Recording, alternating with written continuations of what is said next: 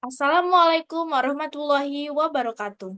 Izin memperkenalkan diri, nama saya Stefani Radika dengan NPM 23130340035. Di sini saya akan mempresentasikan terkait geografi regional Amerika.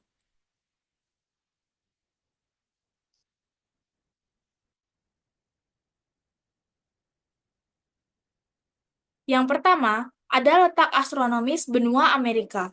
Letak astronomis benua Amerika berada di 83 derajat lintang utara sampai 55 derajat lintang selatan dan 10 derajat bujur barat sampai 170 derajat bujur barat.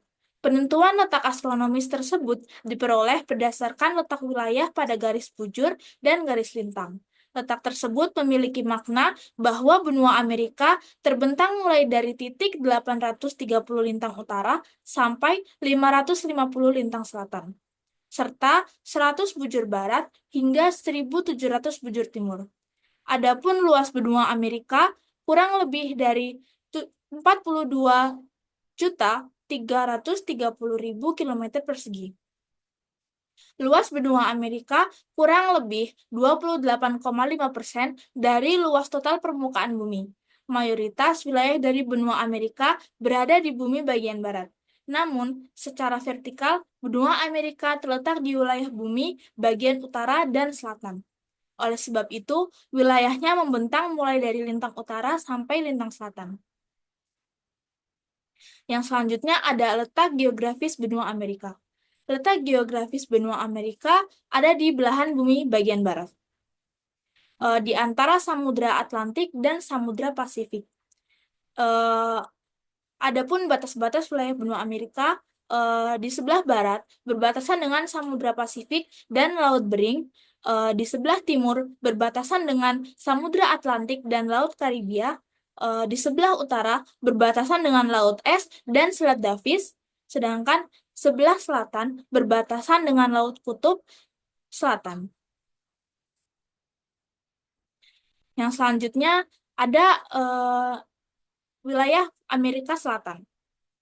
Eh, Adapun negara-negara di Amerika Selatan, Argentina, Bolivia, Brasil, Chili, Ekuador, Guyana, French Oceania, Kolombia, Paraguay, Peru, Suriname, Uruguay, dan Venezuela.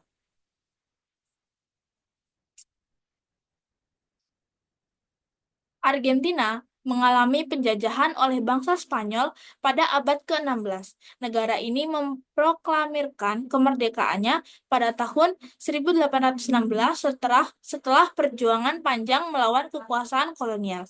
Sejak itu, Argentina telah melalui berbagai periode politik, termasuk pemerintahan otoriter dan demokratisasi yang kuat pada abad ke-20, dengan tokoh-tokoh terkenal seperti Eva Perón dan Carlos Menem. Yang kedua ada Bolivia. Bolivia juga dijajah oleh Spanyol pada abad ke-16. Dan perjuangan untuk kemerdekaan dimulai dengan Revolusi Chuquisaca pada 1809, namun kemerdekaan resmi baru dicapai pada tahun 1825 setelah Perang Panjang melawan Spanyol. Sejak saat itu, Bolivia menghadapi banyak ketidakstabilan politik dan ekonomi, termasuk kehilangan wilayah besar ke negara-negara tetangga. Yang ketiga ada Brasil. Brasil diduduki oleh bangsa Portugis mulai abad ke-16. Proklamasi kemerdekaannya terjadi pada tahun 1822 ketika Brasil beralih dari koloni menjadi monarki konstitusional.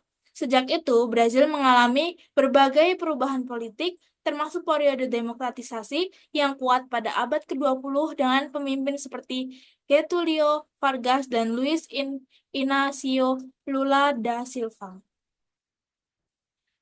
Adapun Chili, Chili dijajah oleh Spanyol pada abad ke-16 dan memproklamirkan kemerdekaannya pada tahun 1818 setelah perjuangan melawan kekuasaan kolonial.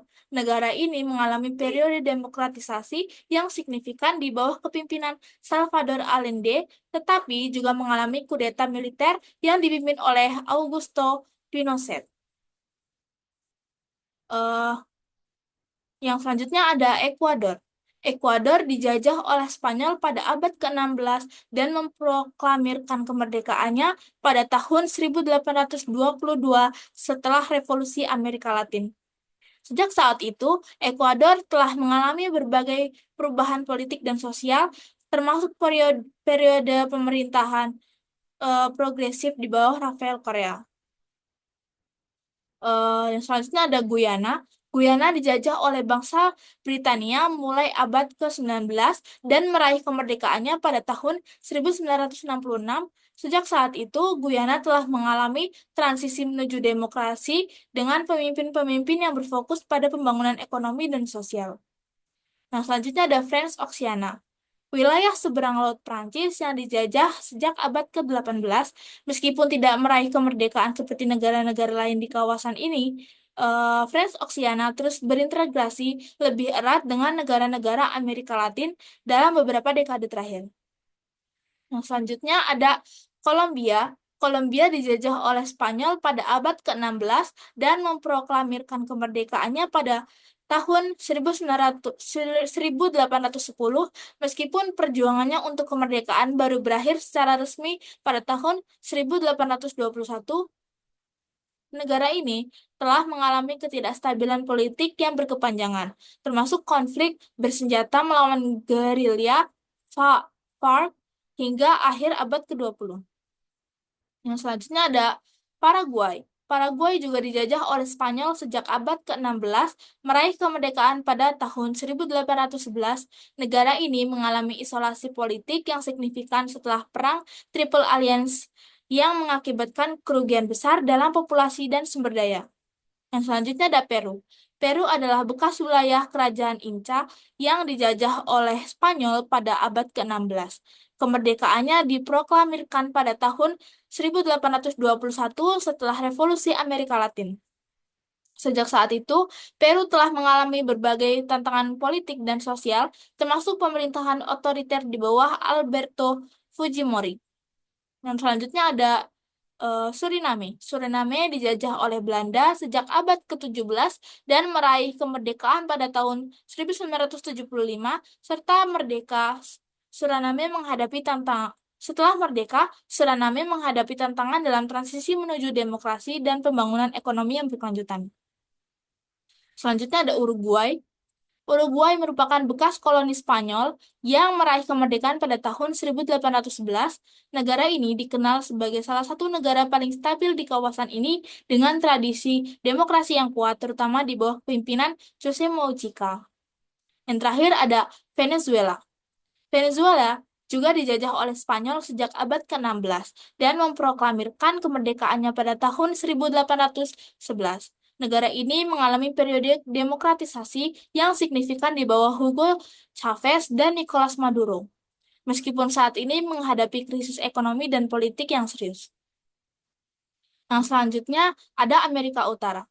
Amerika Utara terdiri dari berbagai negara, di antaranya tiga negara utama yang paling dikenal yaitu Amerika Serikat atau United States, Kanada, dan Meksiko. Amerika Serikat adalah negara yang populasi terbesar di benua ini, dengan ibu kota di Washington.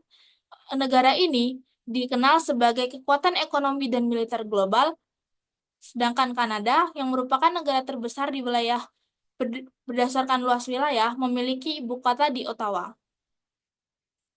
Eh, di sini juga menunjukkan adanya Greenland. Greenland adalah pulau terbesar di dunia dan merupakan wilayah otonomi yang bergabung dalam Kerajaan Denmark. Secara geografis, Greenland terletak di Amerika Utara, namun memiliki hubungan politik dan budaya yang kuat dengan Eropa, khususnya Denmark dan Norwegia. Yang selanjutnya ada Amerika Tengah. Di sini ada Meksiko. Meksiko yang terletak di bagian Amerika Tengah memiliki ibu kota di Mexico City dan merupakan negara-negara berbahasa Spanyol terbesar di dunia.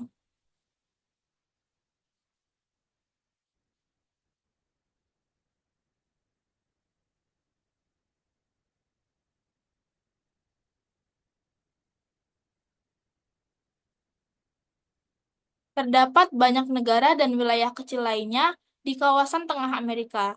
Terdapat Guatemala dengan ibu kota di kota Guatemala, Haiti yang memiliki Port-au-Prince sebagai ibu kotanya, serta Republik Dominika yang beribu kota Santo Domingo.